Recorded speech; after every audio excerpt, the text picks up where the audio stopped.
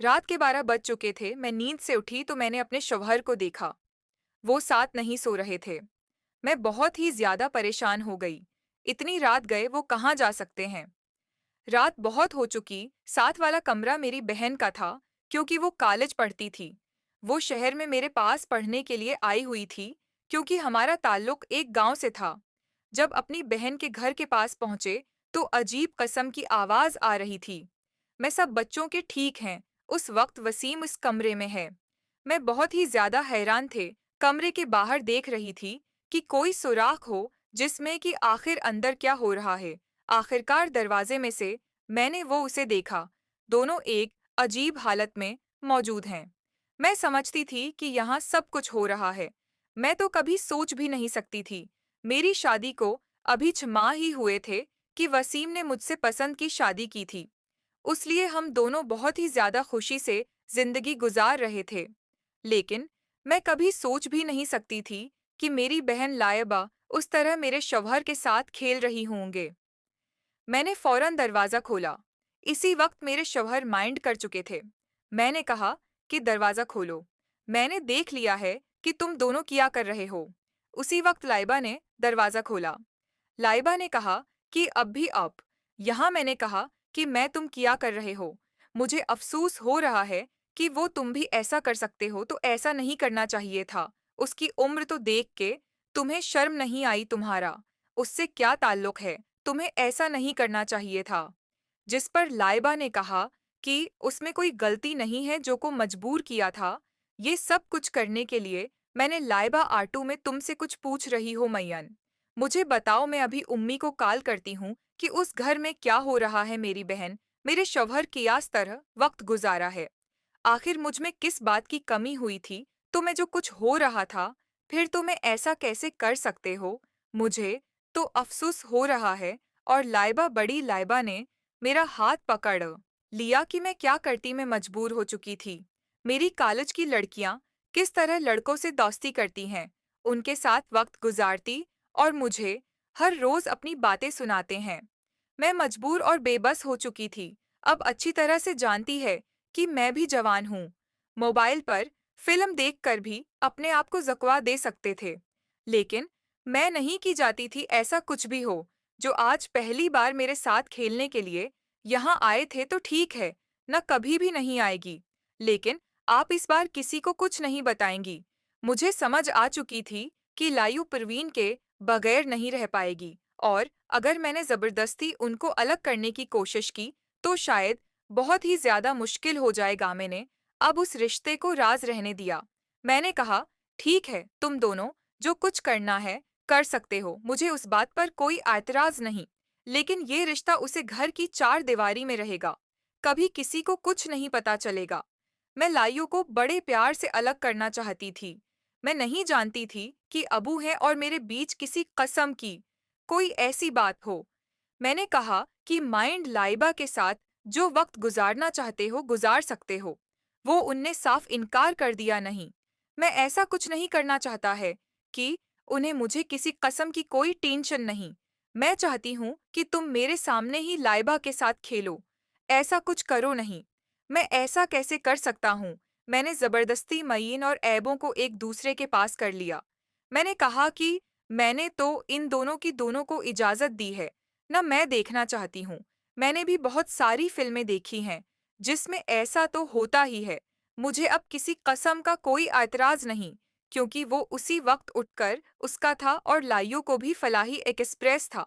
उससे पहले कि कोई काम नहीं किया था। मुझे समझ चुके थे। मैंने लाइयो को कहा कि उस काम में काफी परेशानी होती है। वो उन पहले भी मुझे ये परेशानी दे चुका है। पंजाब कहना शुरू करता है तो फिर यो नहीं देखता कि आगे कौन है। ये सब कुछ खेल पाओगी। लायू ने कहा कि आप जो भी हो जाए, मैंने कभी सोचा नहीं था कि आपके सामने मुझे ये सब कुछ करना पड़ेगा। अब तो जो मुझे ये सब कुछ बर्दाश्त करना है। चलो ठीक है तो। फिर जैसे ही वक्त के साथ खेलने की कोशिश की तो लाइबा को समझा चुका था कि ये आइजाज खेल नहीं है। लाइयो मेरी तरफ देखा तो दोनों हाथ लाइबा के ने पकड़ लिया, क्योंकि लाइयो को भी बहुत शौक था। हमें भी चाहती थी कि वो कोई परेशानी हो, ताकि उसे भी पता चले कि खेली थे जतना। वो समझ रही थी। मैं बसमल्ला शुरू किया तो लाहौर जा चुकी थी। अब भी मुझसे ये नहीं हो पा रहा कि अब जो भी है तुम्हें ये खुद खेलना पड़ेगा। वो उनके साथ खेलो ना, पहले तो बड़े प्यार से खेलने की कोशिश की, फिर आखिरकार आप अपने मकसद में कामयाब हो चुका था। लाइयों का कह रहे थे, मुझे पता चल चुका था कि बड़ी मुश्किल से मिलाई बन ये सब कुछ बर्दाश्त किए, लेकिन उसके लिए अब नहीं था। फिर मैंने आहिस्ता आहिस्ता कहने लगे से भी अच्छी लगने लगा। अब भी लाइबा को भी देख रही थी। अब मुझे भी पता चल चुका था कि जो भी था उसे भी अच्छा लगने लगा है। मैं ये सब कुछ देख पाऊं, मेरा भी दिल कर रहा था। इसलिए मैंने उसी वक्त मयन को खड़ा कर दिया। मैंने कहा, पे हो जाओ, और मैं बिल्कुल उसके पाँव के पास बैठ गई। और मैं अब अपने तरीके से कहने लगी, क्योंकि इस तरह लाइबा नहीं, कुछ भी नहीं किया था। मोहब्बत जब देख रही थी तो बहुत ही ज्यादा हैरान हो रहा है। जिसने कहा कि आप तो बाकी हैं, बहुत अच्छे तरीके से खेलती हो। मुझे तो आज पता चला कि आप इस तरह से भी मिलती है।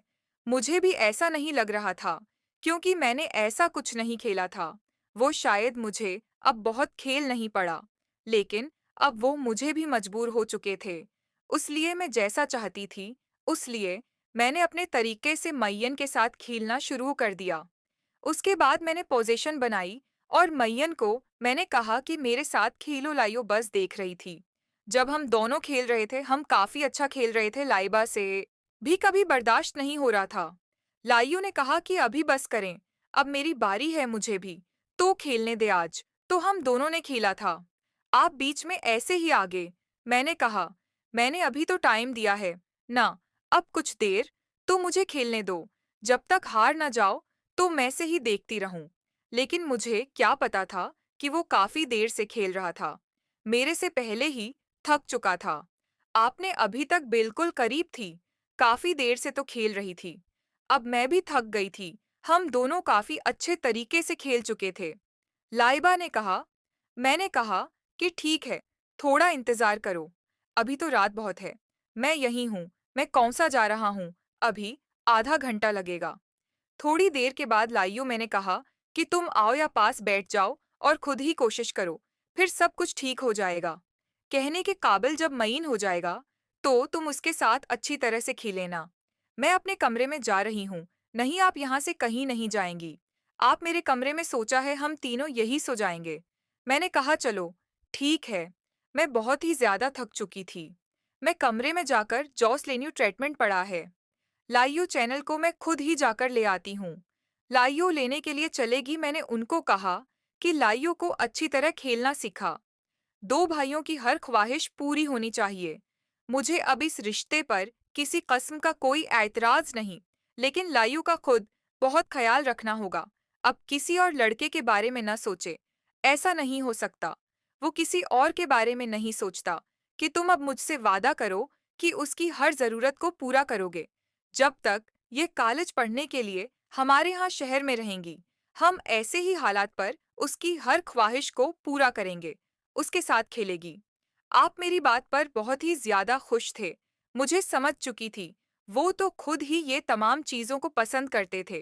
थोड़ी देर बाद लाइब, मैंने कहा कि उस लिए औलाद भी ले आएं, तो हमने मिलकर जो उस पैच के बाद में दोबारा खेलने लगा, बहुत ही अच्छा लाइबा को लग रहा था और बहुत ही ज्यादा खुशी लाइबा का प्यार के साथ खेलना शुरू किया है।